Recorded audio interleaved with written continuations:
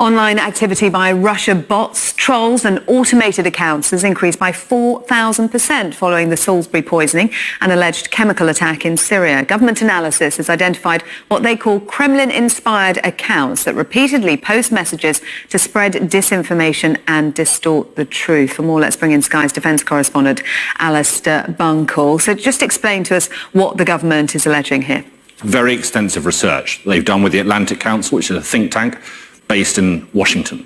And they've looked into a large number of Twitter accounts that have varying forms of activity, but all with the same theme, and that is a pro-Russian theme.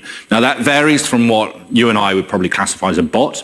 So someone who might be perhaps paid to sit in a troll factory in St. Petersburg and push out a Russian message continually throughout a day, often in a very aggressive and abusive way.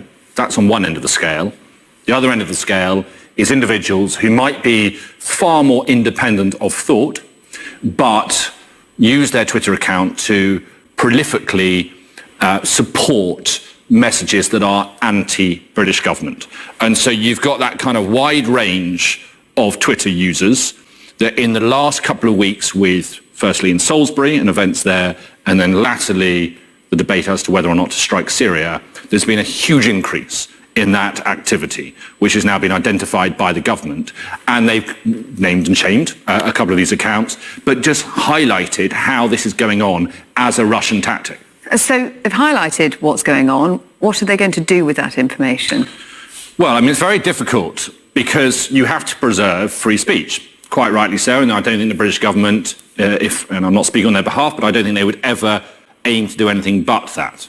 So some of those individuals have a perfect right to tweet at will and tweet what they want, even if that message disagrees with the British government, even if that message the British government believes contains lies a lot of the time. You cannot just close down that account. You cannot just close down those voices. In terms of what you might describe as Russian bots, so people who are actively under the pay of the Kremlin and working for them and pushing their message, then you can get into realms of sort of counter-cyber activity, if you like. But essentially what the British government needs to try and do, and it has started to do, although let's remember the Russian government are very, very good at this. What they've tried to do is put out their own narrative, if you like. So make sure that they counter the Russian narrative with their own narrative. And you've seen the British government start to do that a lot more. Now, the British government identified 2 Twitter accounts specifically that they claim have been pushing a Russian narrative and spreading lies.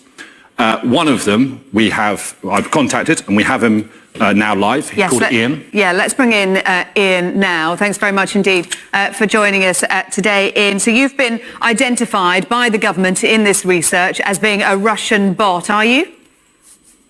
That is a 100% total lie and complete fabrication by the UK government. Why do you think they've identified you and singled you in particular out then, Ian? They are singling out or attack anyone who calls out the UK government lies on what has been happening recently. They have attacked me specifically because my Twitter account has recently got quite a lot of traction and a lot of impressions, views on it, so that lots of people can see. I mean, the government's lies are very transparent and very easy to see. And anybody who applies a smattering of critical thinking will immediately call out numerous lies, and the government position just completely collapses. Well, you had Major General Jonathan Swan on recently on Sky News, and he started off the conversation with what possible motive would Assad have to carry out a chemical weapons attack when it was guaranteed that that would bring the wrath of the whole world down on him and give the UK and US governments the pretext to bomb it. He wouldn't do it. He is not the stupidest man in the world. He's survived 7 years of brutal war against terrorists. Well, if not, who then? The jihadi terrorists, the Wahhabi Salafis, Jaish al-Islam, who controlled that area, staged the attack. What actually happened in Douma in the attack is that Assad bombed the area as part of his fight to clear out the last of the terrorists. Assad had already recaptured 95% of Ghouta, which was this terrorist stronghold just outside Damascus. I just want to bring in our defence correspondent, Alistair Bunkle, who's with me as well, Ian, to talk to you on this point. Ian, two questions. One of that is, and this is what the British government, one of the reasons they've highlighted your account, is that the argument is that you have consistently and prolifically taken an anti-British standpoint. No, I've taken pro-British line. That is completely false. What do you mean by Britain? And you accuse the British government of mistruths. No. But they point out that in 2012 you tweeted this. Please, I think we can see a tweet that you put up in 2012 that says that you were voting for Ron Paul.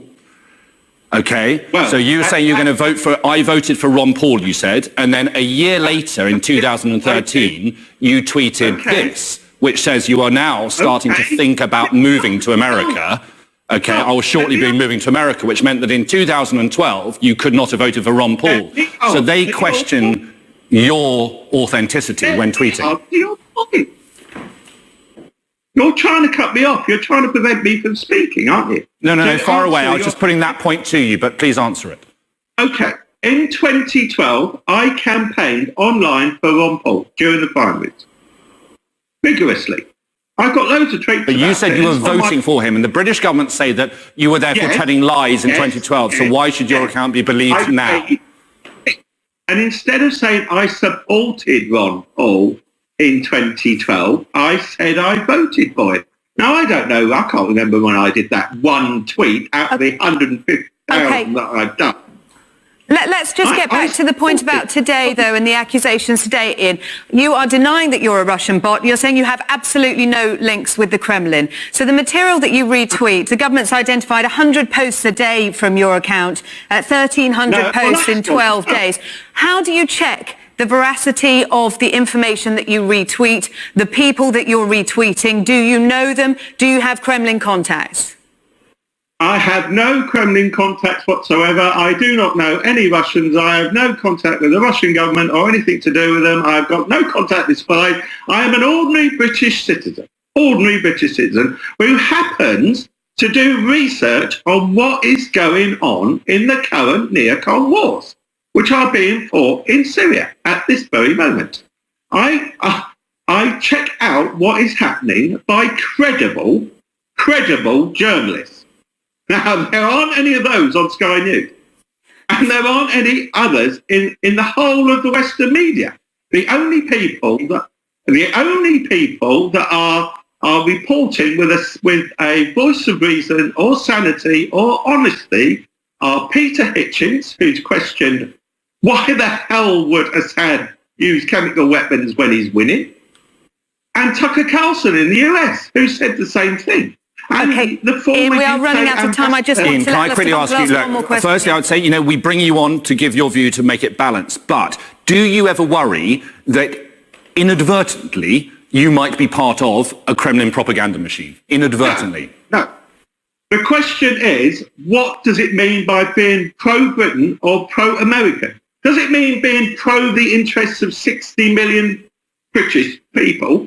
Or does it mean the clique in the UK government, the cabinet, that are doing things for their own personal benefit and their cronies in the arms companies, BAE Systems?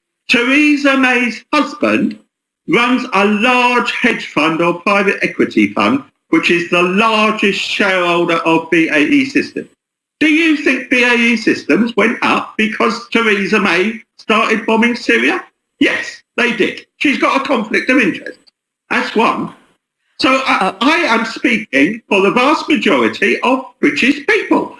59.9 million out of 60 million English people or Scots. I'm not speaking for the UK government, who do not work for the British people. And they plainly ignore the wishes of the British people because hardly anyone in Britain wants Theresa May to bomb Syria. It's less than 25% want Theresa May to start a war. All right. Ian, I'm afraid we have run out of time. Thank you very much indeed for coming on and putting your side of that across. Ian, there talking to us via Skype. Thank you.